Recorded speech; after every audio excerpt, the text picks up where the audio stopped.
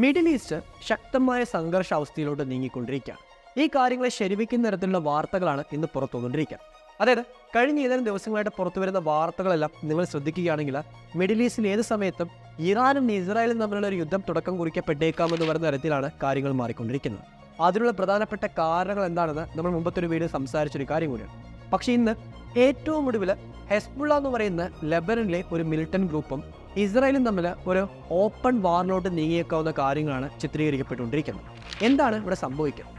ഏറ്റവും ഒടുവിൽ ലെബനിൻ്റെയും സിറിയയുടെയും അതിർത്തിയുടെ സമീപത്തുള്ള ഒരു മിലിറ്ററി എയർപോർട്ടിലോട്ട് ഇസ്രായേലിൻ്റെ വിമാനങ്ങൾ ആക്രമണം നടത്തിയെന്ന് പറയുന്ന വാർത്തകൾ പുറത്തു വരുമ്പോൾ ഞങ്ങൾ ഇത്രയും കാലം ഇസ്രായേലിൻ്റെ മിലിറ്ററി അസറ്റിനെ മാത്രമേ ടാർഗറ്റ് ചെയ്തിട്ടുണ്ടാകുന്നുവെന്നും ഇനി അങ്ങോട്ടേക്ക് ഇസ്രായേലി സിറ്റിസൻസിനെ പോലും ടാർഗറ്റ് ചെയ്യുന്ന രീതിയിൽ അവരുടെ സിറ്റികളിലോട്ട് പോലും വ്യോമാക്രമണം നടപ്പാക്കുന്ന പറയുന്ന പ്രഖ്യാപനമാണ് ഇന്ന് ഹെസ്ബുള്ളയുടെ ഭാഗത്ത് വന്നിരിക്കുന്നത്. സോ ആരാണ് ഈ ഹെസ്ബുള്ള എന്ന് പറയുന്ന ഗ്രൂപ്പ്? ഈ ഗ്രൂപ്പ് എന്തുകൊണ്ടാണ് ഇസ്രായേലുമായിട്ട് ഇത്രയും ശക്തമായ ഒരു പ്രശ്നത്തിൽ ഏർപ്പെടുന്നത്? ഇവിടെ ഇറാൻ ഇസ്രായേൽ യുദ്ധം എങ്ങനെയാണ് ഹെസ്ബുള്ളയിലൂടെ സാധ്യമാകാൻ പോകുന്ന തരത്തിലുള്ള വാർത്തകൾ പുറത്തു വരുന്നു? ഇങ്ങനെ പല സംശയങ്ങൾക്കുള്ള കൃത്യമായ ഒരു വിശദീകരണമാണ് ഈ വീഡിയോയിൽ നൽകാൻ പോകുന്നത്. തീർച്ചയായിട്ടും ഈ വീഡിയോ മുഴുവനായി കാണാൻ ശ്രമിക്കാം. കുറച്ചധികം കാര്യങ്ങളെപ്പറ്റിയും നമ്മൾ അറിഞ്ഞിരിക്കേണ്ട ചില പ്രധാനപ്പെട്ട വിവരങ്ങളെപ്പറ്റിയും നിങ്ങൾക്ക് അറിയാൻ സാധിക്കും. നമുക്ക് ആദ്യമായിട്ട് അറിയേണ്ട ഒരു പ്രധാനപ്പെട്ട കാര്യമുണ്ട്. അതായത് എന്തുകൊണ്ടാണ് ഇസ്രായേലും ഹെസ്ബുള്ളയും തമ്മിലുള്ള സംഘർഷം ഇത്രയും രൂക്ഷമായിട്ട് മാറുന്നത്? അതിനുള്ള ഏറ്റവും പ്രധാനപ്പെട്ട ഉത്തരമെന്ന് പറയുന്നത് ഈ കഴിഞ്ഞ ജൂലൈ 28 ഇസ്രായേലിനകത്തുള്ള ഒരു സ്റ്റേഡിയത്തിൽ അന്ന് ഫുട്ബോൾ മാച്ച് കണ്ടുകൊണ്ടിരിക്കുന്ന 12 കുട്ടികൾ ഉൾപ്പെടെയുള്ള ആൾക്കാർക്ക് നേരെ ലെബനിൽ നിന്ന് ഒരു റോക്കറ്റ് വന്ന് പതിച്ച് ആക്രമണം നടന്നതായിട്ടും അതിൽ ഇത്രയും പേർ കൊല്ലപ്പെട്ടതായിട്ടും വാർത്തകൾ വന്നിരുന്നു. ആ ആക്രമണത്തിൻ്റെ പൂർണ്ണ ഉത്തരവാദിത്തം ഹെസ്ബുള്ളയ്ക്കാണെന്ന് പറയുന്ന വിശദീകരണമായിരുന്നു ഇസ്രായേലും അമേരിക്കയും പുറത്തുവിട്ടത്. അന്ന് ഹെസ്ബുള്ള ഇറാന്റെ കൈവശമുള്ള ഒരു റോക്കറ്റ് ഉപയോഗിച്ചാണ് ഈ ആക്രമണം നടപ്പാക്കിയെന്ന് പറയുന്ന ഒരു കാര്യത്തെപ്പറ്റി ഇസ്രായേലിനെ അവരുടെ ഡിഫൻസ് ഫോഴ്സും സ്ഥിരീകരിച്ചത് കാണാൻ സാധിക്കും. സോ അന്നത്തെ ആ ആക്രമണത്തിന് ശേഷം അതിനുശേഷം എന്തെല്ലാം കാര്യങ്ങൾ സംഭവിച്ചു നോക്കുകയാണെങ്കിൽ പിന്നീട് 2 ദിവസം കഴിയുമ്പോഴേക്കും ജൂലൈ 30 ഇസ്രായേൽ ലെബനന്റെ പ്രധാനപ്പെട്ട കേന്ദ്രങ്ങൾ ലക്ഷ്യം വെച്ചുകൊണ്ട് ആക്രമണം നടപ്പാക്കാൻ പോകുന്ന നീക്കങ്ങൾ അനൗൺസ് ചെയ്തിരുന്നു. അങ്ങനെ ലെബനന്റെ ഒരു പ്രധാന ടാർഗറ്റിലോട്ട് ഇസ്രായേലിന്റെ റോക്കറ്റ് എന്ന് പതിക്കുകയും അവിടെ നിന്ന് ഹെസ്ബുള്ളയുടെ ഒരു പ്രധാനപ്പെട്ട മിലിറ്ററി കമാൻഡർ കൊല്ലപ്പെടുകയും ചെയ്യുന്നു. ഈ മിലിറ്ററി കമാൻഡറിന്റെ പേര് ഫോക് ഷക്കീർ എന്നതാണ്. സോ മിലിറ്ററി കമാൻഡർ കൊല്ലപ്പെട്ടതും ഹെസ്ബുള്ള ശക്തമായ റിവെഞ്ച് നടപ്പാക്കുമെന്ന് പറഞ്ഞ പ്രഖ്യാപനം നടത്തിയതും കാണാൻ സാധിക്കും. അതിനുശേഷം ഡസൻസ് ഓഫ് റോക്കറ്റ്സ് ഹെസ്ബുള്ള ലെബനിൽ നിന്ന് ഇസ്രായേൽ ലക്ഷ്യം വെച്ചുകൊണ്ട് ലോഞ്ച് ചെയ്തതായിട്ടും വാർത്തകൾ വന്നു. എന്നാൽ അന്നേ ദിവസം വൈകുന്നേരം ആയപ്പോഴേക്കും ഇറാന്റെ അകത്ത് വെച്ച് ഹമാസിന്റെ ടോപ്പ് ലീഡറായ ഇസ്മായിൽ ഹാനിയെ ഇസ്രായേൽ ആക്രമണപ്പെടുത്തി എന്ന് പറയുന്ന വാർത്തകൾ പുറത്തു വന്നു. അത് ആദ്യഘട്ടങ്ങളിൽ ഒരു അൺഐഡന്റിഫൈഡ് ആയിരിക്കുന്ന ബ്ലാസ്റ്റിലൂടെ നടന്ന ഒരു അറ്റാക്ക് എന്ന രീതിയിലായിരുന്നു വാർത്തകൾ വന്നത്. പിന്നീടായിരുന്നു ഇസ്മായിൽ ഹാനി അറ്റാക്ക് ചെയ്തത് ഇസ്രായേൽ ആണെന്ന തരത്തിലുള്ള വാർത്തകളും പുറത്തു വന്നു. സോ ഇങ്ങനെ 2 ഇൻസിഡന്റ് സംഭവിച്ചപ്പോൾ ഇന്ന് ഏറ്റവും കൂടുതൽ പുറത്തു വരുന്ന വാർത്തകളെല്ലാം ശരിവെക്കുന്നത് ഇസ്രായേൽ ശക്തമായ ഒരു ജാഗ്രത പുലർത്തിക്കൊണ്ടിരിക്കുകയാണെന്നും അതോടൊപ്പം തന്നെ ഇറാനും ഹെസ്ബുള്ളയും എല്ലാം ഇസ്രായേലിനെ ആക്രമിക്കാനായിട്ട് തയ്യാറായിക്കൊണ്ടിരിക്കുന്ന തരത്തിലാണ്. സോ എന്താണ് അവിടെ സംഭവിക്കുന്നത്? ഇങ്ങനൊരു സിറ്റുവേഷൻ വരികയാണ്, ഇസ്രായേൽ ഇറാൻ സിറ്റുവേഷൻ വരികയാണെങ്കിൽ അതൊരു പ്രധാനപ്പെട്ട വെല്ലുവിളിയായിട്ടും ഇന്ത്യക്ക് മാറിയേക്കും. സോ അങ്ങനത്തെ കാര്യങ്ങളെപ്പറ്റിയും നിങ്ങൾ അറിയേണ്ടതുണ്ട്. നമുക്കാദ്യം ഇന്ത്യക്ക് ഇങ്ങനെയാണ് ഇതൊരു പ്രധാനപ്പെട്ട ഒരു ട്രിക്കി സിറ്റുവേഷൻ ആയിട്ട് മാറുന്നു എന്ന് പറയുന്ന കാര്യത്തെപ്പറ്റി അറിയാം. സോ ഇന്ത്യയുടെ ഒരു മേജർ പാർട്ണറാണ് ഇറാൻ എന്ന് പറയുന്നത്. ഇന്ത്യയുമായിട്ട് നല്ലൊരു ഊഷ്മളമായ ബന്ധം പുലർത്തിക്കൊണ്ടിരിക്കുന്ന രാജ്യം കൂടിയാണ് ഇറാൻ എന്ന് പറയുന്നത്. അതേപോലെ തന്നെ ഈക്വലായിട്ട് ഇന്ത്യക്ക് ഇമ്പോർട്ടൻസ് കൊടുക്കുകയും ഇന്ത്യയുമായിട്ട് നല്ലൊരു ബന്ധം സ്ഥാപിക്കുകയും ചെയ്ത രാജ്യമാണ് ഇസ്രായേൽ. ഈ 2 രാജ്യങ്ങളും യുദ്ധത്തിൽ ഏർപ്പെടുന്ന സിറ്റുവേഷൻ വരുമ്പോൾ ഇന്ത്യക്ക് പലതരത്തിലുള്ള തോൽവികളായിരിക്കും നേരിടേണ്ടി വരുന്നത്. കാരണം എക്കോണമിക്കലി സാമ്പത്തികപരമായിട്ട് ഇന്ത്യക്ക് ഏറ്റവും പ്രധാനപ്പെട്ട ഒരു പുതിയൊരു സ്രോതസ്സായിട്ട് മാറുന്നൊരു കാര്യമാണ് ഇന്ത്യയിൽ നിന്ന് മിഡിൽ ഈസ്റ്റിലോട്ടും പിന്നീട് യൂറോപ്പിലോട്ടും കണക്ട് ചെയ്യാൻ സാധിക്കുന്ന ഐമെക്ക് പോലത്തെ പുതിയ പദ്ധതികൾ. ഈ പദ്ധതികളെല്ലാം നടപ്പാകണമെങ്കിൽ ഇസ്രായേലും ഇറാനും ബാക്കിയുള്ള മിഡിൽ ഈസ്റ്റിലെ പല രാജ്യങ്ങളും ഏറ്റവും പ്രധാനപ്പെട്ട ഒരു പാർട്ണറായിട്ട് അവിടെ നിലനിൽക്കേണ്ടതുണ്ട്. സോ ഈ രാജ്യങ്ങൾ പരസ്പരം യുദ്ധത്തിൽ ഏർപ്പെടുന്ന സിറ്റുവേഷൻ വരുമ്പോൾ അത് ഇന്ത്യക്കുള്ളൊരു പ്രതികൂലമായ ഒരു കാര്യമായിട്ട് മാറിയത്. ഇതൊരു ഒന്നാമത്തെ കാര്യമാണെങ്കിൽ, രണ്ടാമതായിട്ട് India millions of dollar already invest ചെയ്തിരിക്കുന്ന ഇറാനിലെ ചാബാർ തുറമുഖവും ഇന്ത്യയും ഇറാനും തമ്മിൽ അടുത്ത 10 വർഷങ്ങൾ നടപ്പാക്കാൻ പോകുന്ന സ്ട്രാറ്റജിക് കരാറുകളെല്ലാം ഒരു പ്രധാനപ്പെട്ട ചോദ്യചിഹ്നത്തിനുള്ള കാര്യമായിട്ട് മാറി. അതായത് എന്ത് സംഭവിക്കുന്ന കാര്യത്തെപ്പറ്റി ആർക്കും പ്രെഡിക്റ്റ് ചെയ്യാൻ സാധിക്കില്ല. പിന്നീടുള്ള ഇന്ത്യയും ഇസ്രായേലും തമ്മിലുള്ള ഡിഫൻസ് പാർട്ണർഷിപ്പാണ്. സോ ഇന്ത്യക്കുള്ള ഒരു പ്രധാനപ്പെട്ട ഡിഫൻസ് പാർട്ണറായിട്ട് ഇസ്രായേൽ മാറിക്കഴിഞ്ഞു. ഈ രാജ്യം യുദ്ധത്തിൽ ഏർപ്പെടുന്നു പറയുന്ന സിറ്റുവേഷൻ വരുമ്പോൾ അത് ഇന്ത്യക്കുള്ള ഡിഫൻസിലും ഒരു പ്രശ്നമായിട്ട് മാറി. ഇങ്ങനെയുള്ള പ്രധാനപ്പെട്ട കാര്യം ഇന്ത്യക്ക് മുമ്പിലുണ്ട്.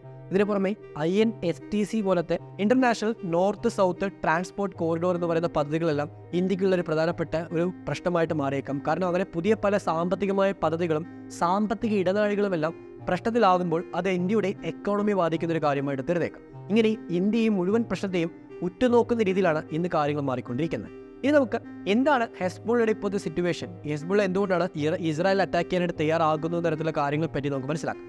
ഏറ്റവും കൂടുതൽ ഇറാന്റെ ഒരു സ്പോക്ക് പേഴ്സൺ പറഞ്ഞ കാര്യമാണ് ഹെസ്ബുള്ള ഇത്രയും കാലങ്ങളായിട്ട് ഇസ്രായേൽ അറ്റാക്ക് ചെയ്തത് ഇസ്രായേലിന്റെ മിലിറ്ററി അസറ്റിന്റെ മാത്രമാണ്. ഈ ഹമാസും ഇസ്രായേലും തമ്മിലുള്ള പ്രശ്നം തുടങ്ങിയപ്പോൾ ഗാസയിലെ ജനങ്ങൾക്ക് ഐക്യദാർഢ്യം പ്രഖ്യാപിച്ചുകൊണ്ട് ഹെസ്ബുള്ള ലെബനൻ എന്ന് പറയുന്ന മറ്റൊരു രാജ്യത്ത് നിന്ന് ഇസ്രായേൽ ആക്രമിച്ചിരുന്നു. ഇങ്ങനെ ആക്രമിക്കുന്നതെല്ലാം ഇസ്രായേലിന്റെ മിലിറ്ററി അസറ്റിനെ മാത്രമായിരുന്നുവെന്നും ആദ്യമായിട്ട് ഈ മുഴുവൻ വിഷയത്തിൽ ഈ തർക്കത്തിൽ ഹെസ്ബുള്ളയുടെ ഭാഗത്തുനിന്ന് ഒരു മാറ്റം കൊണ്ടുവരാൻ പോകുന്നതായിട്ടും ഇനി അങ്ങോട്ടേക്ക് സാധാരണക്കാരായ ജനങ്ങളെപ്പോലും ടാർഗറ്റ് ചെയ്യാനായിട്ട് ഹെസ്ബുള്ള മടിക്കില്ല എന്ന് പറയുന്ന പ്രഖ്യാപനമാണ് ഇറാന്റെ സ്പോക്ക് പേഴ്സണും പ്ലസ് ഹെസ്ബുള്ളയുടെ ലീഡർ നടത്തിയിരിക്കുന്നത്. അതായത് ഹെസ്ബുള്ള ഇനി അങ്ങോട്ടേക്ക് ഇസ്രായേലിനെ പൂർണ്ണമായിട്ടും എങ്ങനെയെല്ലാം ടാർഗറ്റ് ചെയ്യാൻ പറ്റുമോ അങ്ങനെയെല്ലാം ടാർഗറ്റ് ചെയ്യുന്ന ഒരു കാര്യമാണ് ഇവിടെ നടപ്പാക്കിയിരിക്കുന്നത്.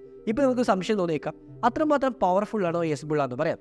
2006 ഹെസ്ബുള്ളയും ഇസ്രായേലും തമ്മിൽ ഒരു യുദ്ധത്തിൽ ഏർപ്പെട്ടതാണ്. അന്ന് മാസങ്ങളോളം നീണ്ടുന്ന ഒരു യുദ്ധമായിട്ട് അത് മാറപ്പെട്ടു. ആ യുദ്ധത്തിന്റെ അവസാനം രണ്ട് രാജ്യങ്ങളും ശക്തമായ പ്രശ്നം ഫേസ് ചെയ്തെങ്കിലും അന്ന് ഹെസ്ബുള്ളയ്ക്ക് പൂർണ്ണ സപ്പോർട്ടായിട്ട് ഇറാൻ പല ആയുധങ്ങളും വേണ്ട മാൻ പവർ നൽകിയത് മൂലം ഹെസ്ബുള്ളയ്ക്ക് ഇസ്രായേലുമായിട്ട് ശക്തമായ രീതിയിൽ ചെറുത്ത് നിൽക്കാനായിട്ട് സാധ്യമായിരുന്നു. അന്നത്തെ ആ ഒരു യുദ്ധം അവസാനിച്ചത് ലെബനൻ ഏർപ്പെടുത്തിയിരുന്ന ബ്ലോക്കേഡ്, ഒരു ഉപരോധം പൂർണ്ണമായിട്ടും ഇസ്രായേൽ പിൻവലിച്ചുകൊണ്ടാണ്. സോ അന്ന് തന്നെ ഈ ലെബനനിലെ ഒരു പ്രധാനപ്പെട്ട മിലിറ്റന്റ് ഗ്രൂപ്പായിട്ട് ഹെസ്ബുള്ള മാറി.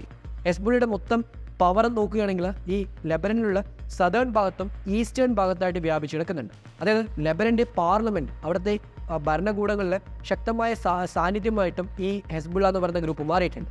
ഇവരൊരു ഷിയ വിഭാഗമാണെങ്കിലും ഈ ലെബനനിലുള്ള ബഹുഭൂരിപക്ഷം വരുന്ന ജനങ്ങളുടെയും സപ്പോർട്ട് നേടിയെടുക്കാനായിട്ട് കഴിഞ്ഞ ഏതാനും മാസങ്ങളിൽ ഇവർക്ക് സാധ്യമായിട്ടുണ്ട്.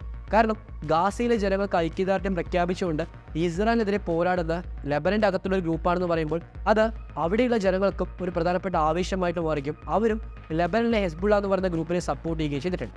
സോ ലെബനനിലെ സിറ്റുവേഷൻ പരിശോധിക്കുകയാണെങ്കിൽ ഇവിടെ അമേരിക്കയുടെയും ഇസ്രായേലിൻ്റെയും എല്ലാം പ്രസൻസ് കാണാൻ പറ്റുന്ന ഒരു കാര്യം കൂടിയാണ്. കാരണം ഈ ലെബനൻ എന്ന് പറയുന്ന രാജ്യത്ത് അവിടെയുള്ള ഹെസ്ബുള്ളയ്ക്ക് ഓപ്പോസിറ്റ് ആയുള്ള ഗ്രൂപ്പുകൾക്ക് സപ്പോർട്ട് ചെയ്യാനായിട്ട് അമേരിക്ക കഴിഞ്ഞ കുറേ വർഷങ്ങളായിട്ട് ശ്രമങ്ങൾ നടപ്പാക്കിയിട്ടുണ്ട്. കഴിഞ്ഞ 1984 ശേഷം 1984 ഇസ്രായേലും ലെബനനും തമ്മിൽ യുദ്ധത്തിൽ ഏർപ്പെട്ട സമയത്ത് ഇസ്രായേൽ ലെബനന്റെ പ്രധാനപ്പെട്ട പ്രദേശങ്ങൾ പിടിച്ചെടുത്ത സമയത്തായിരുന്നു ഹെസ്ബുള്ള എന്ന് പറയുന്ന ഗ്രൂപ്പ് ആദ്യമായിട്ട് സ്ഥാപിതമാകുന്നത്. ആ സമയത്ത് അമേരിക്ക അന്ന് തന്നെ ലെബനനിൽ അവരുടെ ഒരു പ്രസൻസ് കൊണ്ടുവരാനായിട്ട് പലതരത്തിലുള്ള ഗ്രൂപ്പുകളെ സപ്പോർട്ട് ചെയ്യുകയും അവർക്ക് വേണ്ടി ട്രെയിനിങ് നൽകുകയും ചെയ്തിട്ടുണ്ട്. So America billions of dollar invest ചെയ്തിരിക്കുന്ന രാജ്യം കൂടിയാണ് ഈ ലെബനൻ എന്ന് പറയുന്നത്. ആ ലെബനനിലാണ് ഹെസ്ബുള്ള പോലത്തെ അമേരിക്കയ്ക്കും ഇസ്രായേലും എഗെയിൻസ്റ്റ് ആയിട്ട് പ്രവർത്തിക്കുന്ന ഒരു പവർഫുൾ ഗ്രൂപ്പ് സ്ഥാപിതമായിരിക്കുന്നത്. സോ ഹെസ്ബുള്ളയുടെ ഏറ്റവും വലിയ പവർ എന്ന് പറയുന്നത് അവരുടെ മാൻ പവർ ആണെന്ന് പറയാൻ സാധിക്കും. കാരണം ഗാസയിലെ ഹമാസ് എന്ന് പറയുന്ന ഗ്രൂപ്പിൻ്റെ 10 ഇരട്ടിയോളം മാൻ പവർ ഹെസ്ബുള്ളയ്ക്ക് ഉണ്ടെന്നാണ് പറയുന്നത്.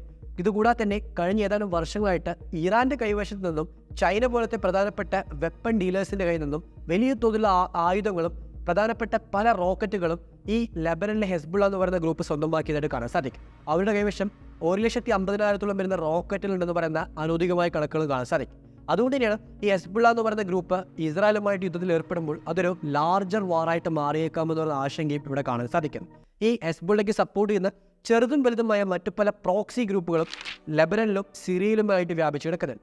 ഈ ഗ്രൂപ്പുകളും ഹെസ്ബുള്ളയ്ക്ക് സപ്പോർട്ട് അറിയിച്ച് പൂർണ്ണമായിട്ടും ഇസ്രായേലിനെ ആക്രമിക്കാൻ ശ്രമിക്കുകയാണെങ്കിൽ അത് ഇസ്രായേലുള്ള ഏറ്റവും വലിയ പ്രശ്നമായിട്ട് മാറിയേക്കും. സോ ഈ കാര്യങ്ങളെപ്പറ്റിയെല്ലാം കേൾക്കുമ്പോൾ നിങ്ങൾക്ക് സംശയമാണ്, ഇസ്രായേൽ അങ്ങനെ ഒരു ആക്രമണം വന്നാലും അതിനെ ചെറുത്ത് നിൽക്കുമെന്നും ഹെസ്ബുള്ള ഇല്ലാതാക്കാനായിട്ട് ഇസ്രായേലിന് സാധ്യമായേക്കാമെന്നും. അവിടെയാണ് ഇസ്രായേലിന് ഇപ്പോൾ ഓൾറെഡി ഫേസ് ചെയ്തുകൊണ്ടിരിക്കുന്ന പ്രധാനപ്പെട്ട പ്രശ്നങ്ങൾ ഒരു കൂടുതൽ ദുർഘടമായൊരു അന്തരീക്ഷം സൃഷ്ടിച്ചുകൊണ്ടിരിക്കുന്നത്. കാരണം കഴിഞ്ഞ ദിവസം നടന്നൊരു അറ്റാക്ക്, അതിൽ 12 കുട്ടികൾ ഉൾപ്പെടെയുള്ള ആൾക്കാർ കൊല്ലപ്പെട്ടിട്ടുണ്ട്. ആ അറ്റാക്കിൽ ഇസ്രായേലിന് വന്നൊരു വീഴ്ച എന്ന് പറയുന്നത് അവരുടെ അയൺ ഡോം സിസ്റ്റം എഫക്റ്റീവായിട്ട് വർക്കായിട്ടില്ല എന്ന് പറയുന്നതാണ്. ഓൾറെഡി പല ആരോപണങ്ങൾ വരുന്നുണ്ട് ഈ അറ്റാക്ക് ഹെസ്ബുള്ള നടത്തിയില്ല എന്നും ഇസ്രായേലിൻ്റെ തന്നെ അയൺ ഡോമും അവരുടെ ഒരു വെപ്പൺ സിസ്റ്റവും ഫെയിലിയർ ആയിട്ട് അതൊരു അറ്റാക്കായിട്ട് മാറിയതാണെന്ന് പറയുന്ന അഭിപ്രായങ്ങളും വരുന്നുണ്ട്. പക്ഷേ എന്താണെങ്കിലും ഇവിടെ യാഥാർത്ഥ്യം എന്താണെന്ന് പറയുന്ന കാര്യത്തെപ്പറ്റി ഇതുവരെ മനസ്സിലാക്കാൻ സാധിക്കുന്നത് മറ്റൊരു സത്യം തന്നെയാണ്.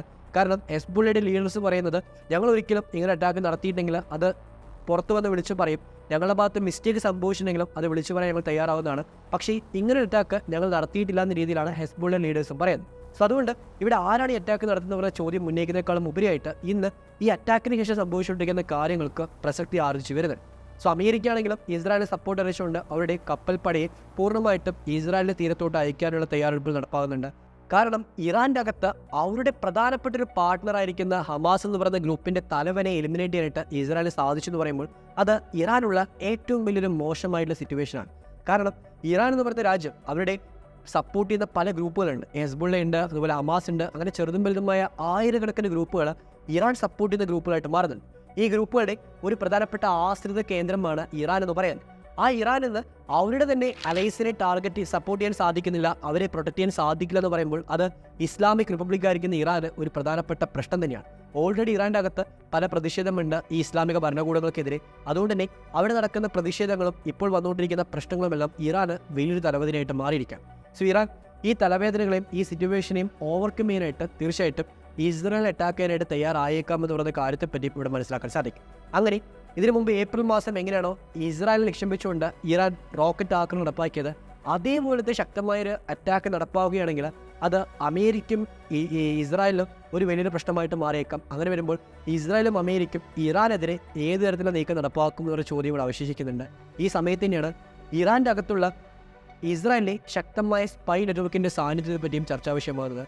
കാരണം ഇസ്മയിൽ ഹാനിയ എന്ന് പറയുന്ന ഹമാസിൻ്റെ ലീഡറിനെ ഇസ്രായേൽ എലിമിനേറ്റ് ചെയ്യാനായിട്ട് പറയപ്പെടുന്നത് ഇറാൻ്റെ അകത്ത് തന്നെയാണ്. സോ അങ്ങനെ വരുമ്പോൾ ഓൾറെഡി ഇറാൻ്റെ ഗവൺമെൻറ് ആരാണ് ഈ അറ്റാക്കിന് പിറകിലെന്നും ഈ ഇസ്രായേലിന് വേണ്ടി സഹകരിച്ചിരിക്കുന്ന പല ഉദ്യോഗസ്ഥന്മാരെ കണ്ടെത്താനായിട്ടും അന്വേഷണം ആരംഭിച്ചിട്ടുണ്ട്. പല ഇൻ്റലിജൻസ് ഉദ്യോഗസ്ഥരെയും അറസ്റ്റ് ചെയ്തായിട്ടും വാർത്തകൾ വരുന്നുണ്ട്. സോ ഇറാൻ്റെ അകത്ത് തന്നെ ഇതൊരു പ്രധാനപ്പെട്ട പ്രശ്നമായിട്ട് മാറിയിരിക്കാം. ഇറാൻ്റെ അകത്ത് പലതരത്തിലുള്ള സ്പൈസ് ഈ മൊസാഡിൻ്റെയൊക്കെ ചാരന്മാർ പ്രവർത്തിക്കുന്നുണ്ടെന്ന് പറയുന്ന ആരോപണങ്ങൾ ശക്തമാക്കി മാറ്റുന്നൊരു കാര്യമായിട്ടും ഇത് മാറിയിരിക്കാം. കാരണം 2 മാസം വെയിറ്റ് ചെയ്തിട്ടാണ് ഇസ്മയിൽ ഹാനിയ താമസിക്കുന്ന ആ ഒരു റൂമിൻ്റെ അകത്ത് ബോംബ് ഇംപ്ലാന്റ് ചെയ്തുകൊണ്ട് ഇസ്രായേൽ കാത്തിരുന്നതായിട്ടുള്ള വാർത്തകൾ വരുന്നുണ്ട്. സോ അങ്ങനെ വരുമ്പോൾ ഇസ്മയിൽ ഹാനിയെ ഇറാൻ്റെ അകത്ത് എലിമിനേറ്റ് ചെയ്ത ഈ ഒരു ഇസ്രായേലിന് തീർച്ചയായിട്ടും ഇറാൻ്റെ തന്നെ പല ടോപ്പ് ലീഡേഴ്സിനെയും എലിമിനേറ്റ് ചെയ്യാനായിട്ട് അധികം സമയം എടുക്കില്ല എന്ന് പറയുന്നൊരു കാര്യത്തെപ്പറ്റിയും ഇന്ന് ചർച്ചകളായിട്ട് മാറുന്നുണ്ട്. സോ ഇങ്ങനെ പല പ്രധാനപ്പെട്ട കാര്യങ്ങൾ ഞാൻ സൂചിപ്പിച്ച പോലെ ഹമാസ്, ഹെസ്ബുള്ള, അതുപോലെ ഇറാൻ, മറുഭാഗത്താണെങ്കിൽ ഇസ്രായേൽ, അമേരിക്ക, ഈ 2 രാജ്യങ്ങളെ സപ്പോർട്ട് ചെയ്യുന്ന മറ്റു പല യൂറോപ്പിലെ രാജ്യങ്ങൾ, ഇങ്ങനെ ഒരു 2 ചേരിയായിട്ട് ലോകത്തിലെ പ്രധാനപ്പെട്ട പ്രശ്നങ്ങൾ മാറിക്കൊണ്ടിരിക്കുകയാണെന്ന് കാണാൻ സാധിക്കും. അങ്ങനെ ഒരു മാറ്റം വരുമ്പോൾ അതിൽ അറിഞ്ഞു അറിയാതോ ഇമ്പാക്റ്റായിട്ട് മാറുന്നത് ഇന്ത്യ ഉൾപ്പെടെയുള്ള പല പ്രധാനപ്പെട്ട രാജ്യങ്ങളുമാണ്. ഈ രാജ്യങ്ങളുടെ വികസനത്തെയും ആ രാജ്യങ്ങളുടെ സാമ്പത്തിക മേഖലയെ തകർക്കുന്നൊരു കാര്യമായിട്ടും ഒരു യുദ്ധം അത് ലോകത്തിൻ്റെ ഏത് കോണിൽ സംഭവിച്ചാലും മറിയുമെന്ന് പറയുന്ന കാര്യത്തെപ്പറ്റിയും നമുക്ക് മനസ്സിലാക്കാൻ സാധിക്കും.